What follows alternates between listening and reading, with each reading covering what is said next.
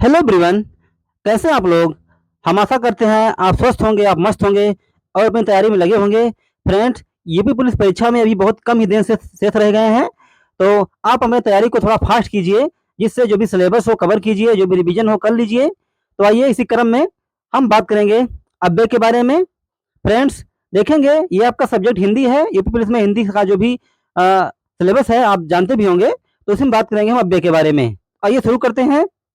परिभाषा से, जिन शब्दों के रूप सदा एक से बने रहते हैं, अर्थात जिनमें लिंग, वचन और कारक से कोई विकार नहीं होता, उन्हें अव्यय या अविकारी शब्द कहते हैं। वस्तुतः किसी भी स्थिति में अव्यय का रूप वैसे का वैसे बना रहता है। नेक्स्ट है, इसी में एग्जाम्पल देखेंगे। गोविंद तेज दौड़ता है। गोविंद तेज दौड़ता है, तुम तेज दौड़ते हो। इसमें जो तेज शब्द होगा आपका वो सभी अवस्थाओं में एक समान है, अतः तेज जो होगा क्या हो जाएगा, वो अव्यय हो जाएगा। आइए बात करेंगे फ्रेंड्स कि अव्यय के भेद कितने होते हैं, अर्थात अव्यय कितने प्रकार का होता है। तो अव्यय के 4 प्रकार होते हैं जो निम्नलिखित हैं।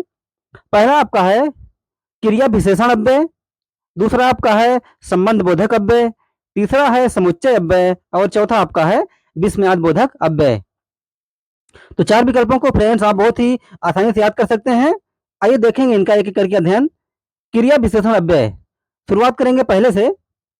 जो अव्यय क्रिया की विशेषता प्रकट करता है उसे क्रिया विशेषण कहते हैं। जैसे अधिक मत बोलो, कम खाओ। तो जो भी इसमें वाक्यों में अधिक दिया है और कम दिया है वही आपका क्रिया विशेषण है।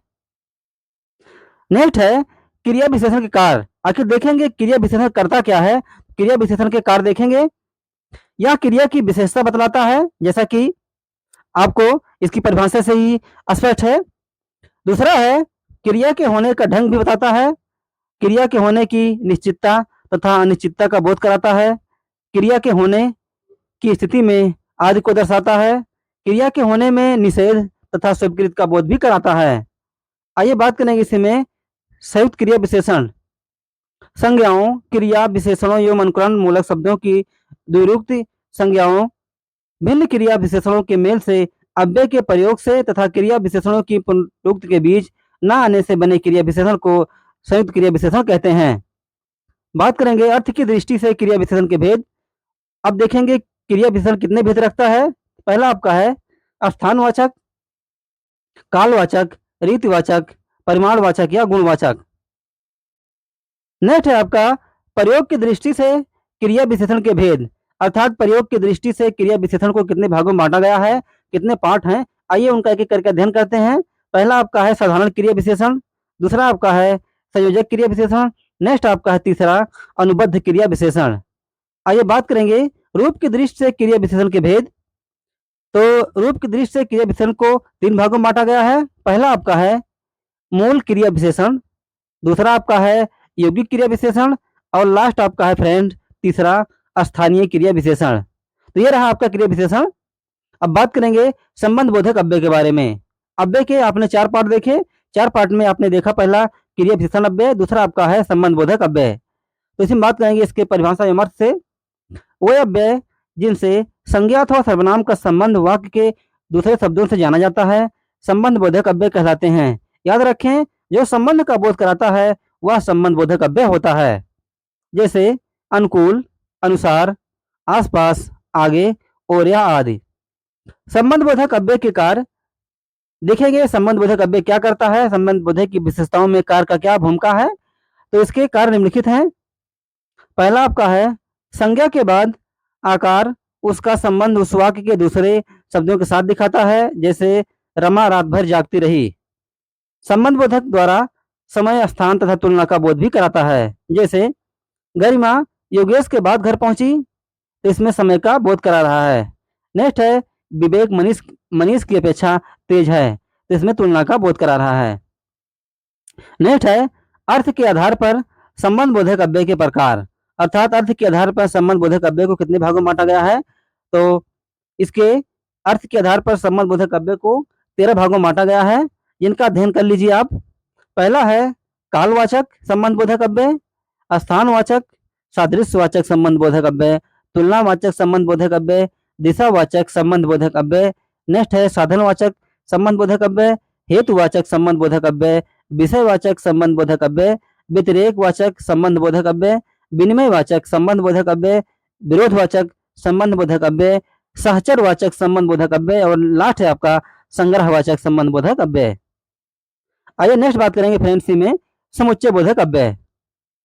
बात करेंगे इसके अर्थ और परिभाषा से। दो वाक्यों अथवा शब्दों को मिलाने वाले अव्यय को समुच्चय बोधक अव्यय कहते हैं। जैसे हंस दूध और पानी को अलग कर देता है, इसमें और शब्द समुच्चय बोधक है क्योंकि वह दूध और पानी शब्दों को जोड़ता है। नेक्स्ट है समुच्चय बोधक अव्यय के कार्य। आइए देखते हैं कि समुच्चय बोधक अव्यय क्या करता है। समुच्चय बोधक अव्यय के कार्य निम्नलिखित हैं। पहला, ये दो पदों को आपस में जोड़ता है। दूसरा, दो या दो से अधिक शब्दों अथवा वाक्यों में से किसी एक को ग्रहण करता है अथवा त्यागता है। तीसरा है इसका अगला वाक्य पिछले का अर्थ परिणाम है अथवा पिछला अगले का। तो बात करेंगे समुच्चय बोधक अव्यय के कितने भेद होते हैं। तो इसके दो भेद मिलते हैं फ्रेंड्स। पहला आपका है संयोजक और दूसरा आपका है वियोजक। नेक्स्ट बात करेंगे इसी में विस्मयाद बोधक अव्यय। नेक्स्ट जो आपका अव्यय है विस्मयाद बोधक अव्यय। बात करेंगे इसके परिभाषा और अर्थ से। हर्ष, शोक, विस्मय आदि भावों को प्रकट करने वाले अव्यय को विस्मयाद बोधक अव्यय कहते हैं। जैसे अरे क्या तुमने नहीं सुना, इसमें अरे विस्मय बोधक अव्यय का दर्शाता है अर्थात विस्मय बोधक अव्यय प्रकट करता है। वाह, अरे, धिक, ओह, छी, हाय विस्मय बोधक अव्यय के उदाहरण है। आइए बात करेंगे विस्मयाद बोधक के कार्य। विस्मयाद बोधक अव्यय के कार्य निम्नलिखित हैं। इसमें 5 कार्य दोस्तों महत्वपूर्ण है आपके, तो एक एक करके इनको देख लीजिए। पहला आपका है हर्ष सूचित करना अर्थात खुशी हो उसके बारे में बताना। नेक्स्ट है शोक सूचित करना अर्थात कहीं गम हो, कहीं तरीके कोई कार्य हो गया हो उसे शोक सूचित करता है। नेक्स्ट आपका है आश्चर्य। आश्चर्य किसी बड़ी बात या कोई छोटी बात या किसी तरीके की बात जो पहले कभी नहीं सुनी गई हो उसमें आप आश्चर्य अगर बोध होता है तो उसे ही आश्चर्यबोधक अव्यय कहेंगे।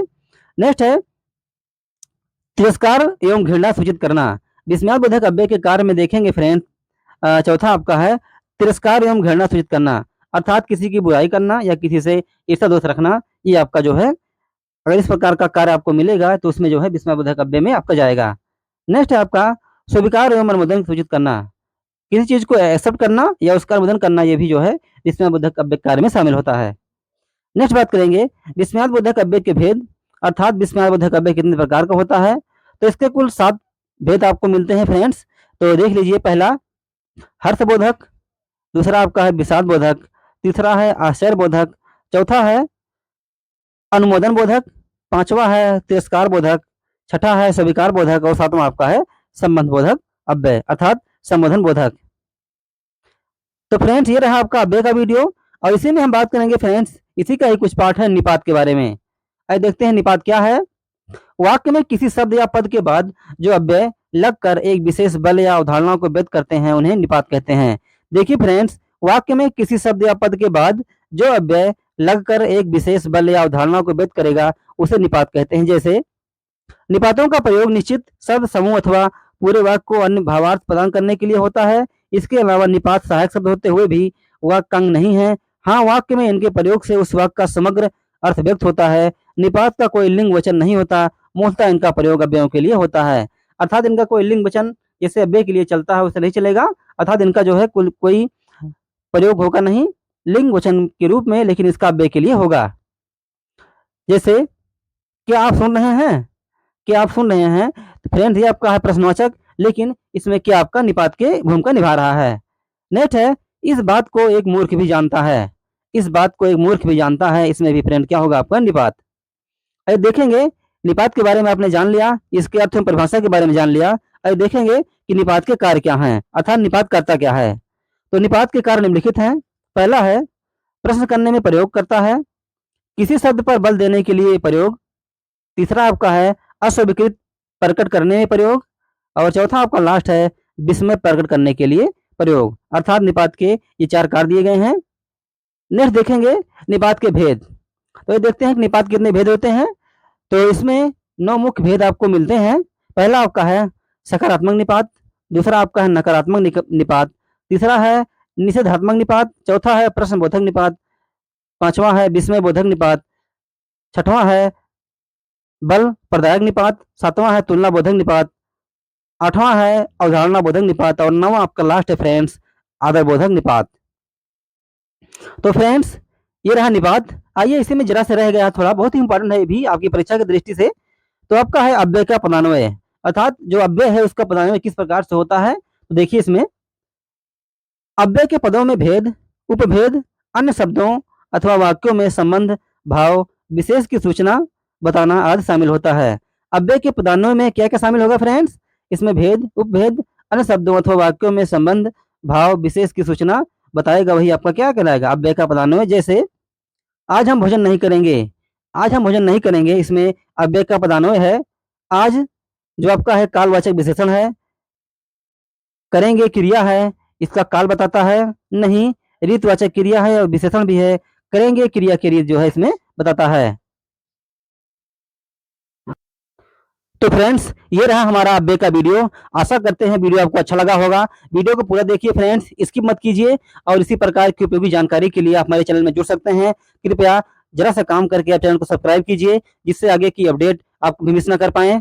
तो हमारा प्रयास कैसा लगा हमें जरूर बताइए कमेंट बॉक्स में। और जो भी हम जिस तरीके से आपके लिए प्रयास कर रहे हैं, हम भी चाह रहे हैं कि आप जो है भविष्य के एक अच्छे पुलिस वाले बनिए, और क्योंकि देश को एक पुलिस की और एक सिपाही की एक वर्दी की बहुत आवश्यकता होती है।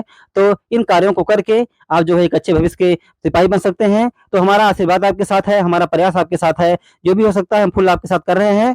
तो फ्रेंड्स वीडियो कैसा लगा आप हमें बताइए, और ये वीडियो आप अपने फ्रेंड एवं फैमिली में सेंड कीजिए, ताकि वो भी इस जानकारी से रूबरू हो सकें। तो वीडियो में रहने के लिए आपका बहुत धन्यवाद। आपका दिन शुभ हो। Have a great day.